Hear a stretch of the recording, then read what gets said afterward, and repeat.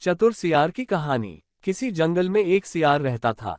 उसे अपने चतुर दिमाग के लिए जाना जाता था। एक दिन वह बहुत भूखा था और भोजन की तलाश में भटक रहा था। जंगल में उसे कई जानवर मिले, लेकिन वे सभी उससे तेज थे और पकड़ में नहीं आए।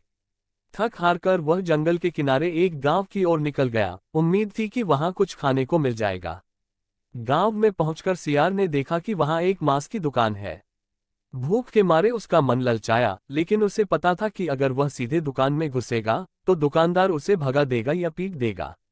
कुछ सोचकर सियार ने दुकान के आसपास चक्कर लगाना शुरू किया कि अचानक उसकी नजर एक गड्ढे पर पड़ी। ये गड्ढा गांव के धोबियों के कपड़े धोने का स्थान था, जिसमें रंगीन कपड़ों का पानी भरा हुआ था। सियार ने सोचा कि क्यों न इसमें स्नान करके अपनी पहचान छिपा ली जाए। वह गड्ढे में कूद गया और रंगीन पानी में लोटपोट होने लगा। थोड़ी देर बाद जब वह बाहर निकला तो उसकी त्वचा नीले रंग की हो गई थी। अब वह एक अनोखा जीव लग रहा था। उसे अपनी नई रूप रंग पर गर्व हुआ और एक योजना दिमाग में आई। वह वापस जंगल की ओर लौट गया।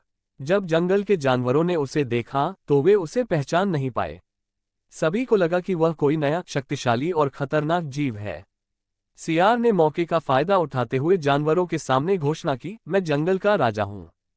भगवान ने मुझे यहाँ के सभी जानवरों का नेतृत्व करने के लिए भेजा है। मेरे आदेश का पालन करना तुम्हारा कर्तव्य है। उसकी भारी और प्रभावशाली आवाज सुनकर सभी जानवरों को लगा कि वह कोई दैवीय शक्ति है और उन्होंने उसका आदेश मान लिया। सियार अब जंगल का राजा बन गया था। उसने अन्य जानवरों से कहा कि वे नियमित रूप से उसे भोजन लाकर दें और उसकी सेवा करें। कुछ ही दिनों में शेर, बाघ, भालू और हाथी जैसे बड़े जानवर भी उसके सामने झुक गए। अब उसे कहीं और भोजन की तलाश नहीं करनी पड़ती थी। वह आराम से अपने नए रुतबे का आनंद लेने लगा। लेकिन एक दिन एक विचित्र घटना घटी। सभी जानवर एक सभा में एकत्र हुए थे और सियार अपनी राजगद्दी पर बैठा हुआ था। तभी कहीं पास के जंगल से एक समूह सियारों का गुजर रहा था, जो अपनी धुन में जोर जोर से रो रहे थे। उन सियारों की आवाज सुनते ही सियार का असली रूप जाग उठा और वह अपनी आदत के अनुसार जोर से हूंकने लगा। सियार के मुंह से सियारों की आवाज सुनते ही सभी जानवर चौंक गए। अब तक के भ्रम में जी रहे शेर, बाघ और अन्य जानवर समझ गए कि यह तो केवल एक साधारण सियार है जो उन्हें धोखा देकर राजा बना हुआ था। सब जानवरों को बहुत क्रोध आया और वे उसकी ओर लपके। सियार ने भागने की कोशिश की, लेकिन शेर और बाघ जैसे जानवरों के सामने उसकी चाल कुछ काम न आए। सभी ने मिलकर उस चालाक सियार को जंगल से भगा दिया। इस तरह उसकी सारी चालाकी धरी रह गई और उसे अपनी गलतियों का परिणाम भुगतना पड़ा।